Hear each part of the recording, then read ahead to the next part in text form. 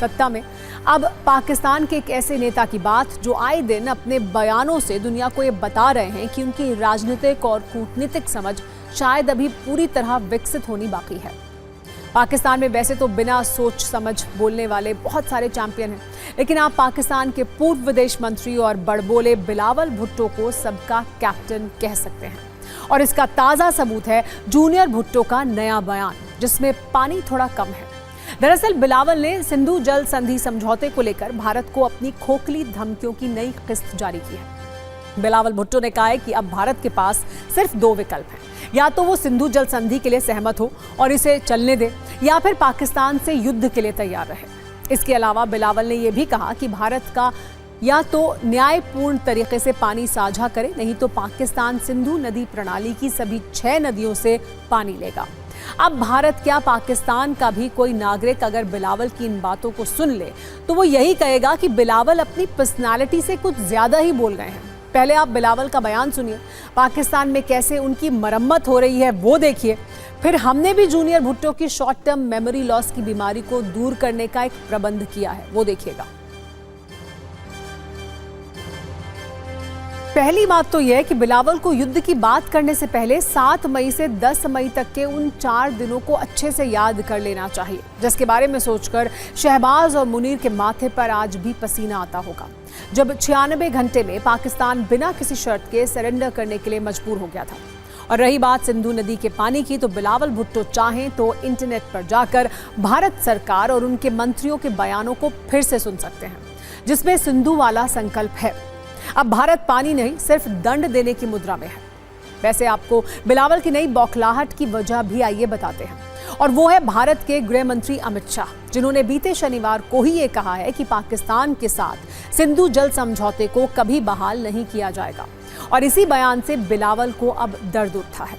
अब बिलावल की राजनीतिक समझ पर सवाल किस लिए हैं वो भी आइए समझते हैं। असल में बिलावल भुट्टो को ये लगता है कि ये कूटनीति नहीं बल्कि डींगे मारने की कोई चैंपियनशिप चल रही है, जहां वो जब मन करेगा कुछ भी बोल देंगे। ये वही बिलावल हैं जिन्होंने सिंधु जल समझौते को खत्म करने के बाद खून बहाने की धमकी दी थी और ये कहा था कि सिंधु नदी हमारी ही रहेगी, या तो इस दरिया से हमारा पानी बहेगा या उनका खून बहेगा। लेकिन बिलावल अपने इस बयान पर 48 घंटे भी नहीं टिक पाए थे और पाकिस्तान के एक न्यूज चैनल पर गिड़गिड़ाते हुए कहा था कि सिंधु नदी के मुद्दे को अंतर्राष्ट्रीय स्तर पर उठाना चाहिए। लेकिन फिलहाल अंतर्राष्ट्रीय स्तर से भी पाकिस्तान के लिए बुरी खबर ही है, क्योंकि जिस वर्ल्ड बैंक की मध्यस्थता में भारत पाकिस्तान के बीच 1960 में यह समझौता हुआ था, वो खुद कह चुका है कि भारत को फैसला बदलने के लिए मजबूर नहीं किया जा सकता।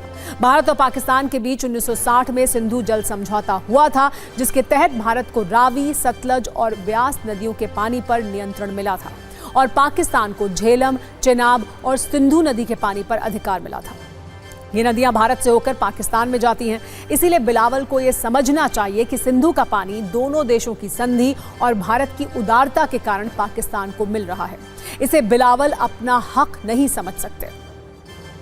अब आपको बिलावल की इस तड़प की एक और वजह दिखाते हैं, जिसमें सिंधु संधि रद्द होने के बाद पाकिस्तान के जल संकट वाला करंट स्टेटस है। आंकड़ों के अनुसार भारत की ओर से सिंधु जल संधि खत्म होने के बाद पाकिस्तान के 3 प्रमुख क्षेत्रों में नदियों के जल प्रवाह में 20% की गिरावट आई है। 20 जून 2025 तक पाकिस्तान में जल प्रवाह पिछले वर्ष की तुलना में 20% कम हो गया है।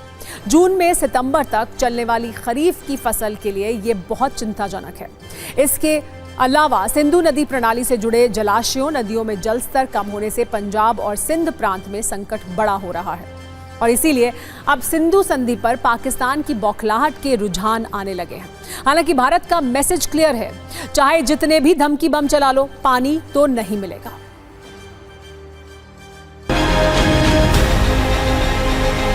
अरे उनकी औकात नहीं है, उनकी औकात नहीं है। वो तो बस अब छोड़िए, हम मुंह से कुछ और निकल जाएगा। उनकी औकात नहीं है, वो हमारे सामने टिक जाएंगे। उनकी औकात नहीं। देखिए, ये पाकिस्तान की गीगड़ भपकी से भारत डरने वाला, झुकने वाला नहीं है। भारत अपने अधिकारों के लिए, अपने देश के हित में निर्णय लेने और काम करने में सक्षम है। बिलावल भुट्टो, अलावल भुट्टो जैसे लोगों को भारत क्या समझे? आतंकवादी, उग्रवादी और दूसरे देश चाइना और तुर्की पर पलने वाला सरकार और नेता भारत को औकात दिखाएगा। भारत की सेना पूरी दुनिया से लड़ने को तैयार है।